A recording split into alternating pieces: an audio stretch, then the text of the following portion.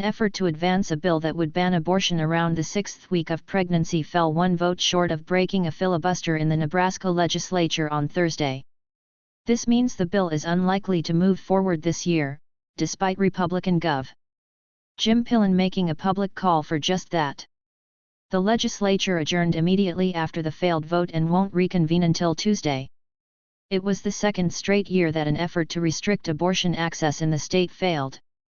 Nebraska currently bans abortions after the 20th week of pregnancy, a law that has been in place since 2010. The bill would have banned abortion once cardiac activity can be detected. On Thursday, a vote to end debate so the bill could advance to a final round of debate failed 32-15. The motion needed 33 votes. Cheers erupted outside the doors of the legislative chamber when the last vote was cast, as opponents of the bill waved signs and chanted, "Whose house? Our house." Among them was Pat Neal, 72, of Lincoln, who has been fighting for abortion rights since she received an abortion in 1973, the year the U.S. Supreme Court's Roe v. Wade decision guaranteed the right to abortion nationwide. "I was 11 weeks pregnant and in the middle of a divorce," Neal said, noting she was fearful of her husband, a Vietnam combat veteran who was carrying some demons. Neal, like most in the crowd, expressed shock at the vote's failure. "This gives me hope for the future," she said. "It gives me hope that the direction we've been seeing across the country could turn around." The bill failed to get the crucial 33rd vote when Sen. Merv Reep abstained. He was a co-signer of the bill, but expressed concern earlier this year that a 6-week ban might not give women enough time to even know they were pregnant.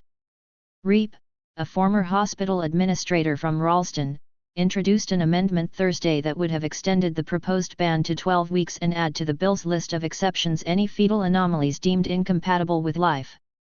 When he received pushback from fellow Republicans on the amendment, Reep took to the mic to warn his conservative colleagues that they should heed signs that abortion will galvanize women to vote them out of office.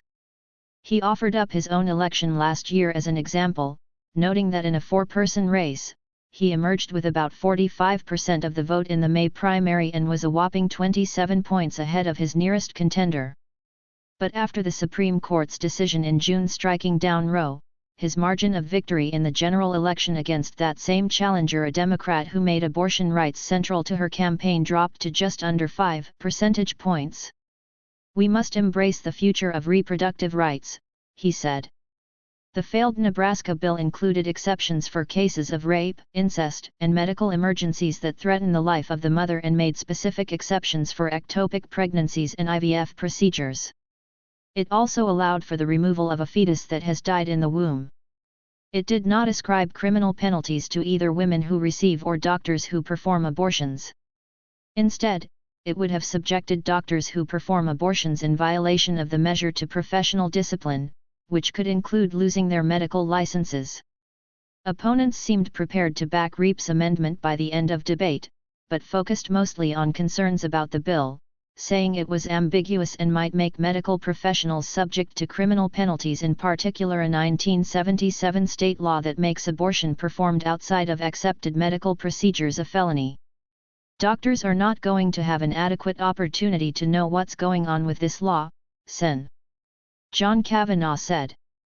The bill's author, Thurston Sen. Joni Albrecht, rejected that argument, saying it is the friendliest pro-life bill out there to the medical community. But she rejected a compromise bill introduced by Omaha Sen. Jen Day that would explicitly exempt women and medical professionals from criminal penalties associated with an abortion. "This is simply not necessary," Albrecht said.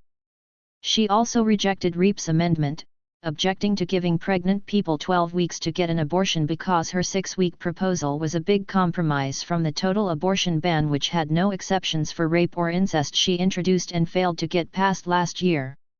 "This bill is about one thing," she said. "It's protecting babies with beating hearts from elective abortion." Nebraska has the only single-chamber, officially nonpartisan legislature in the United States. But each of its 49 lawmakers identifies as Republican or Democrat and tends to propose and vote for legislation along party lines.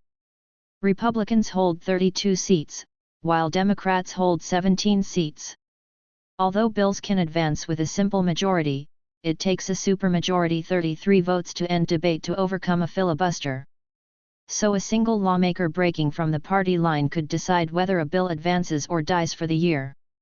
The close divide played heavily in the defeat last year of Albrecht's so-called trigger bill that would have automatically banned nearly all abortions in the state as soon as the U.S. Supreme Court overturned Roe v. Wade, which had guaranteed the right to abortion nationwide for nearly 5 decades. That bill fell 2 votes short. In the vote to advance the abortion bill earlier this year, Sen. Mike McDonnell, a Democrat, voted with Republicans. His reason, he said, is that he is a devout Roman Catholic who has always campaigned as an anti-abortion candidate. McDonnell voted to end debate Thursday, while another Democrat, Omaha Sen. Justin Wayne, abstained. Pillen, the newly elected governor who had been eager to sign the bill into law, issued a statement calling on REAP to reconsider voting for the bill, but the statement was issued after the legislature had already adjourned. It's not clear whether REAP could even make a motion to reconsider when the body reconvenes.